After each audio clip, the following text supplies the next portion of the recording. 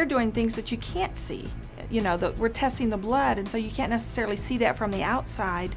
You might see symptoms of it, but we're telling them what the glucose value is or what the lipid value is, and so those results with what the patient is presenting is going to help the doctor to treat the patient and to diagnose the patient.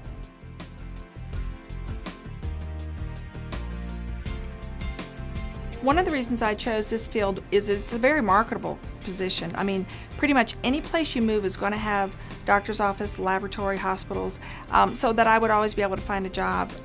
The field that my husband was in, I knew that he was not going to be in one place forever, and that we would be moved around some, so that I would always be able to find a job. And I knew that I'd be able to find a job probably more with what I would be able to work, whether it be just weekends or just evenings or whatever.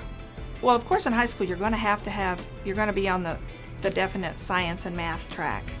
You're definitely going to have that.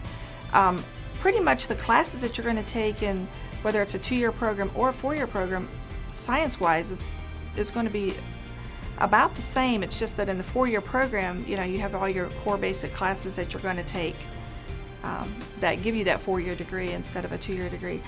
What I do when I come in, pretty much the mother load is beginning to come down from the floors. The phlebotomists have been working. They start about 3 going up, and they're just solid drawing blood from all the patients. Most of the people have lab work every day, and they want the results on the charts when they make rounds. So when I come in, we're getting racks of blood at a time to come in, and so I just take over whatever needs to be done. Sometimes the 3rd shift person needs to immediately go into blood bank, and so then I'm completely taking over. The chemistry's running the analyzers, receiving blood in as it's tubed down, trying to get everything out as quickly as we can.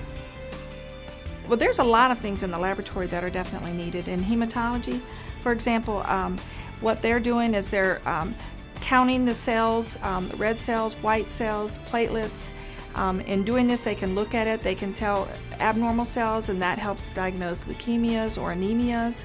And we're in a heart hospital, so definitely here we're also doing monitoring anticoagulation therapies. Other departments are blood bank.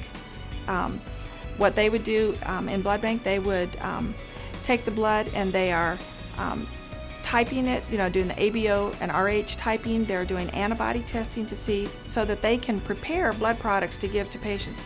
Blood products meaning packed red cells, like what you see when the American Red Cross, they do the blood drives. Another department is microbiology. Microbiology cultures all kinds of fluids, whether it be urine or blood or throat swabs or wound swabs, different things like that, to culture a disease-causing bacteria. CSI has brought a renewed interest to laboratory work, and there are some similarities. We're trying to diagnose things, we're solving problems. It's not the glamorous thing like it is on television, but we are doing individual nitpicky little tests, and each of those all put together can help them to solve the problem. Well, I mean, we're always going to have labs and the laboratory work that needs to be done. Things are getting more technical. We're getting a lot more robotic and things like that, but there's still a definite need for people going into it. There's a real shortage of people going into this field. There's a lot of things I like about working in the lab. You can have flexible hours. It's whatever you work out when you hire on. One of the things that I like is that I don't take my job home. When I leave here, I'm leaving my job, so I can go home and be a full-time mom and a wife. And some jobs, you're taking papers and grading and everything else at home, which those are all fine, but I don't have that. So that's nice. I enjoy that. It's really like a big puzzle, and we're all a part of the puzzle, and without us, they would really be, there would be a definite gap. They need us. A lot of what we do might not be pure diagnostic, but a lot of what we do is diagnostic. But with what the results that we give them, with what the patient is presenting themselves with, the symptoms or reactions and various things can help the doctor to better make an educated diagnosis.